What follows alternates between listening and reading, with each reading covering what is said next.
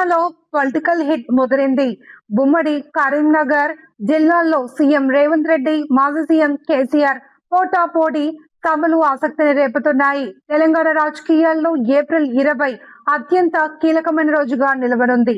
Monday ఎండలకు ఏమాత్రం తీసుకోని విధంగా ఉమ్మడి కరీంనగర్ జిల్లాలో రాజకీయ కాకరేగుతోంది. సీఎం రేవంత్ రెడ్డి, మాజీ సీఎం కేసీఆర్ ఒకే రోజు ఒకే సమయంలో ఉమ్మడి జిల్లాల్లో పర్యటిస్తూ ఉండడం రాష్ట్ర వ్యాప్తంగా ఉత్కంఠను రేపుతోంది.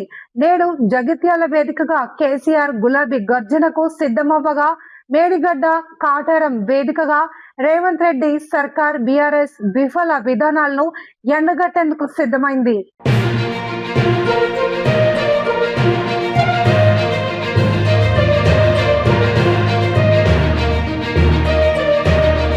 చాలా కాలం తర్వాత మాజీ ముఖ్యమంత్రి కేసీఆర్ బహిరంగ సభలో పాల్గొనటూ ఉండడంతో జగిత్యాల సభ రాజకీయ ప్రాధాన్యత సంతరించుకుంది. కాంగ్రెస్ సీనియర్ నేత, మాజీ మంత్రి జీవన్ రెడ్డి ఆ పార్టీని వీడి కేసీఆర్ సమక్షంలో అధికారికంగా బీఆర్ఎస్ లో చేరనున్నారు. ఈ చేరిక ఉత్తర తెలంగాణ రాజకీయాల్లో పెను మార్పులకు సంకేతమని విశ్లేషకులు భావిస్తున్నారు. అయితే కేసీఆర్ చాలా కాలం తర్వాత ప్రజల్లోకి వస్తున్నారు. దీంతో కేసీఆర్ ప్రభుత్వ వైఫల్యాలను ఏ విధంగా ప్రశ్నిస్తారనే దానిపై సర్వత్రా ఆసక్తి నెలకొంది. అంతేకాకుండా ఈ సభను బీఆర్ఎస్ కార్యకర్తలు మరో జైత్రయాత్ర సభగా అభివర్ణిస్తున్నారు. ఇక్కడి నుండే కేసీఆర్ జైత్రయాత్ర 2.0 మొదలవుతుంది అని విశ్వాసం వ్యక్తం చేస్తున్నారు.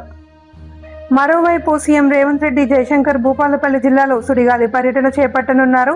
వివాదాస్పదమైన మేడిగడ్డ బరాజ్ ను స్వయంగా పరిశీలించనున్న సీఎం ఆపై కాటారం మండలం నస్తూరిపల్లిలో భారీ బహిరంగ సభలో ప్రసంగిస్తారు. ఈ సభ రైతు వేదికగానే రైతు భరోసా 2వ విడత నిధులను సీఎం విడుదల చేయనున్నారు. మేడిగడ్డ వైఫల్యాలను బీఆర్ఎస్ అవినీతికి నిదర్శనంగా చూపుతూ కేసీఆర్ వ్యాఖ్యలకు రేవంత్ కౌంటర్ ఇచ్చే అవకాశం ఉంది. ఓ దిక్కు జైత్రయాత్ర, మరో దిక్కు కాళేశ్వరం యాత్ర.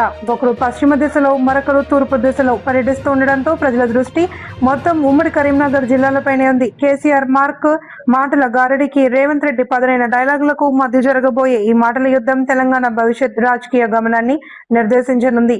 ఒకే రోజు ఇద్దరు దిగ్గజాల సభలు ఉండడంతో పోలీసు యంత్రాంగం భారీ భద్రతను ఏర్పాటు చేసింది.